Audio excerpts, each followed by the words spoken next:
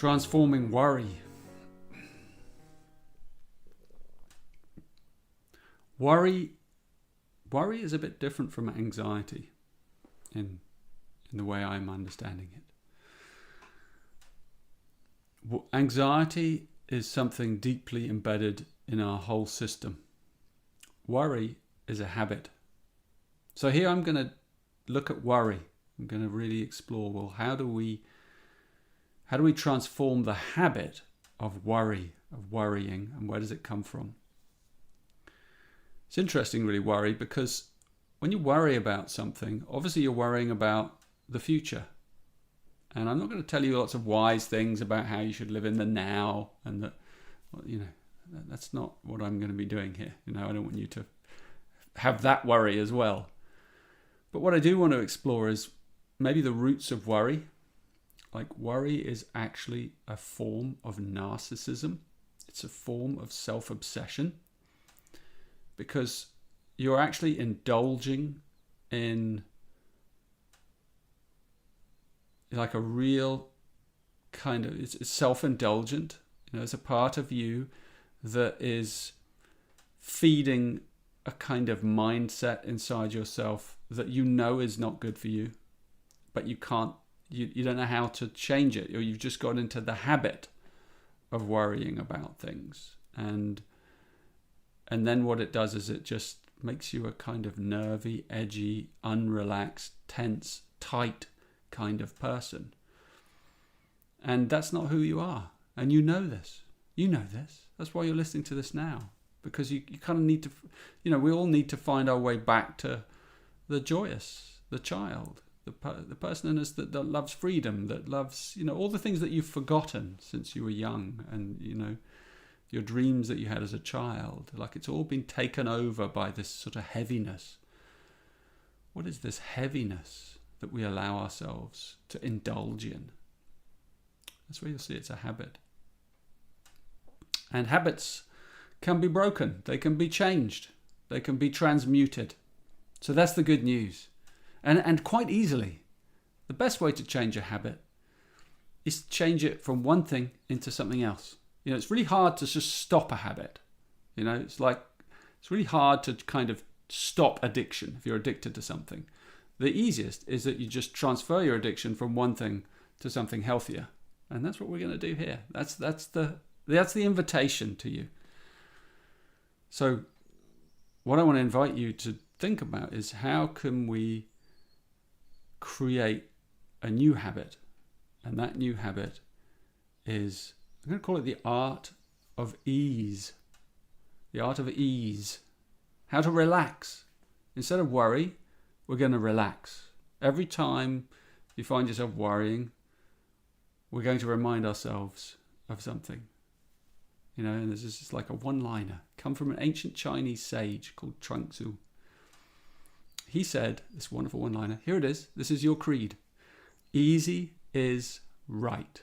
Easy is right.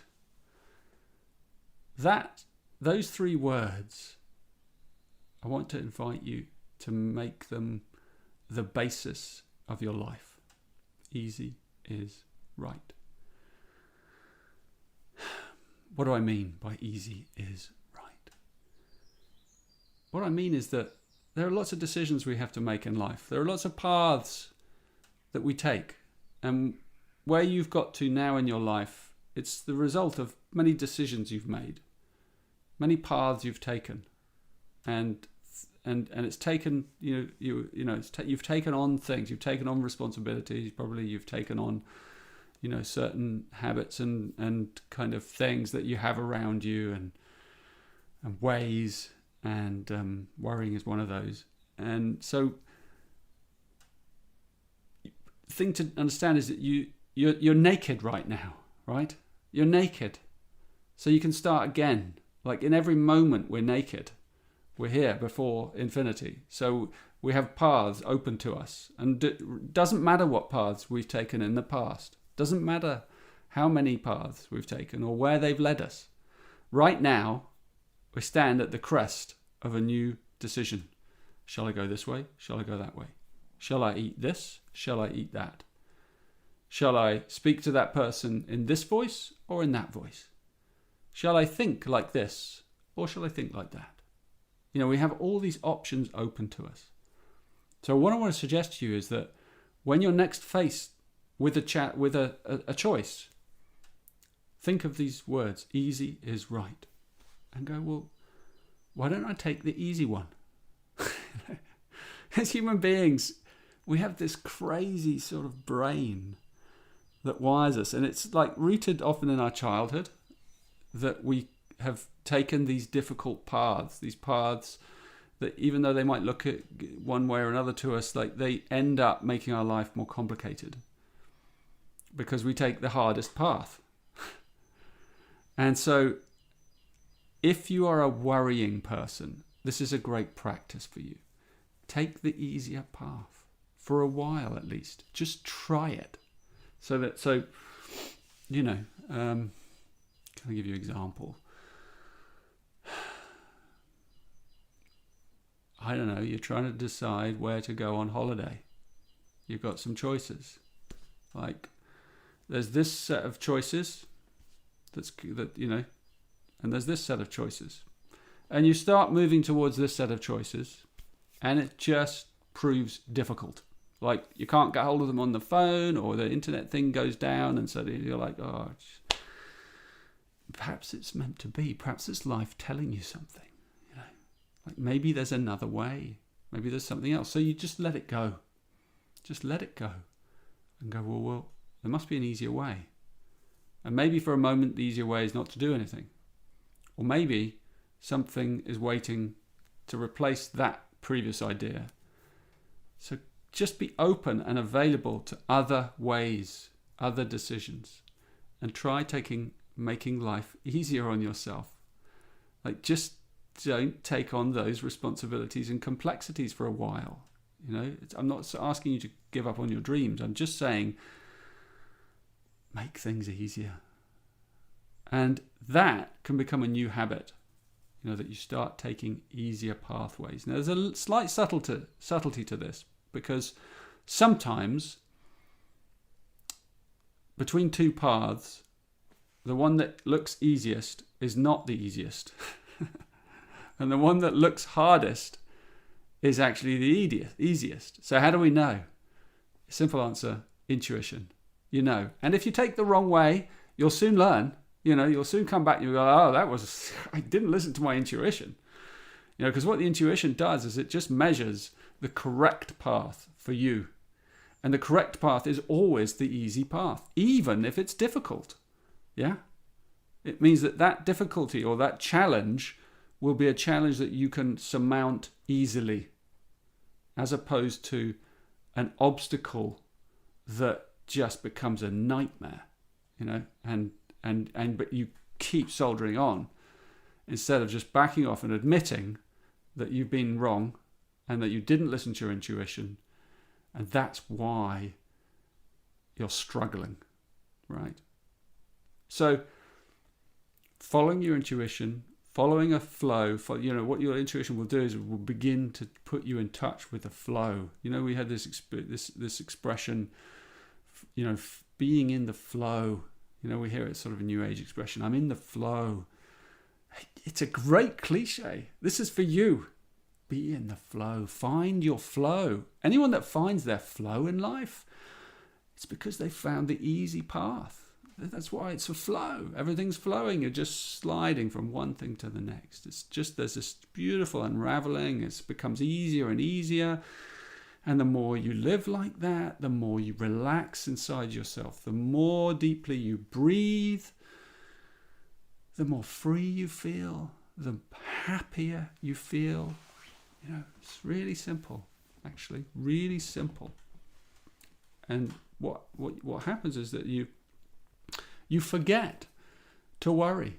You know, you forget all about worrying because you don't need to worry about the future because you found your flow.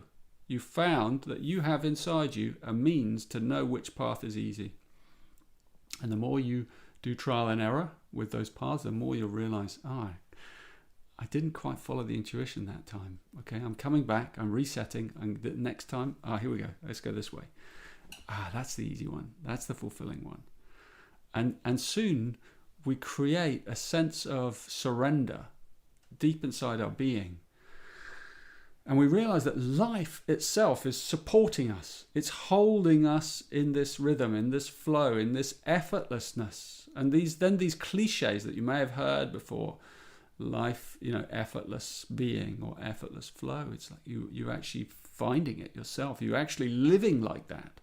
So worry then becomes a thing of the distant past, because it's like a habit you've forgotten about it. You didn't even have to change it, actually.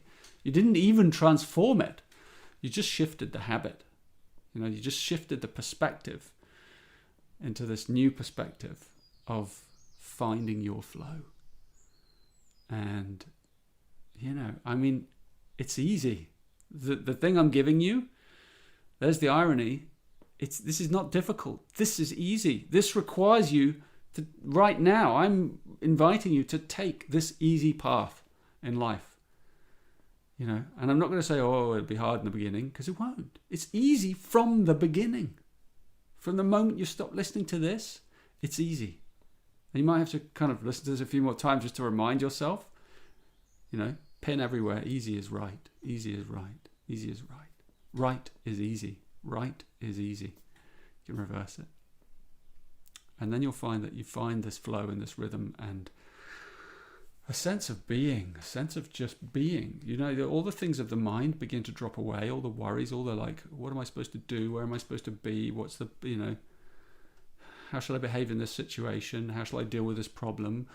You just flow through life like a knife through butter, soft butter, and you find your rhythm.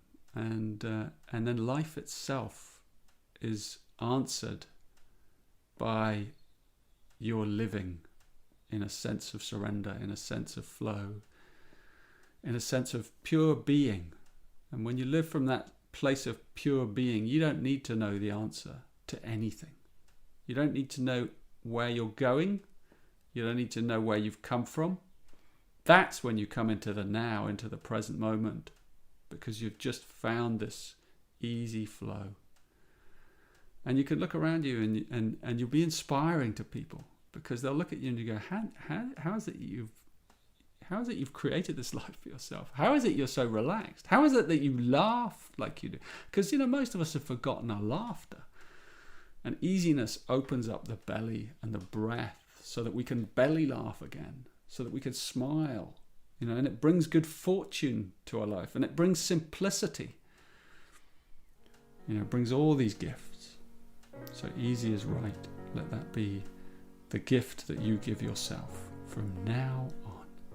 Bring an end to that worrying business.